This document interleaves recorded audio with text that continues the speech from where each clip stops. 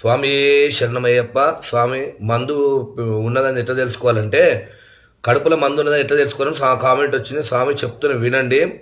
మందు ఉన్నదని మనకు తెలియాలంటే విపరీతమైన తలనొప్పి లేస్తుంది, విపరీతమైన నడువులు వస్తాయి, విపరీతమైన మోకాలను వస్తాయి, విపరీతమైన కండలు గుంజుతాయి, విపరీతంగా తలనొప్పి.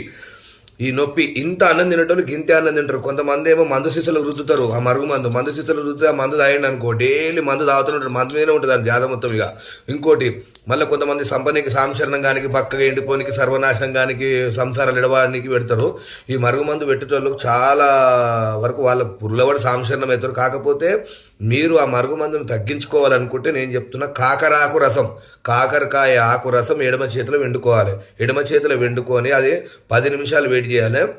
ఎడమ చేతిలో వండుకున్న కాకరాకు రసం గడ్డగట్టినట్టయితే మీకు మందు ఉన్నట్టు. కడుపులో గడ్డగట్టలేదంటే మందు లేనట్టు. రెండో పాయింట్, అది ఎట్లా తగ్గించుకోవాలి? ఒకవేళ మందు ఉందనుకుంటే ఆమ్దం వేడి చేసుకోవాలి. ఆమ్దం తెచ్చుకొని వేడి చేసుకొని దాంట్లో ఎండుమిరపకాయ వేసుకొని చల్లబడ్డాక పచ్చకర్పూరం వేసుకొని రోజు పరిగడుపున 15 రోజులు తాగినట్టయితే మందులు గిందులు ఏమున్నా మొత్తం క్లీన్, లివరు కిడ్నీలు కానీ మొత్తం క్లివర్. మరి నెత్తికి పెడతారు, దీనికి పెడతారు అంటే దానికి సపరేట్ చెప్తా స్వామి. నా యూట్యూబ్ ఛానల్లో నాకు కామెంట్ పెడితే ఆ కామెంట్లో మీకు ఖచ్చితంగా రెస్పాండ్ ఇస్తా. మరుగు మందులు 18 రకాలు ఉన్నాయి, నెత్తికి కూడా పెడతారు, అది కూడా తగ్గించే దగ్గర ఉన్నది. స్వామి శరణం, ఈ రెమెడీని యూజ్ చేసుకోండి. స్వామి శరణమయ్యప్ప.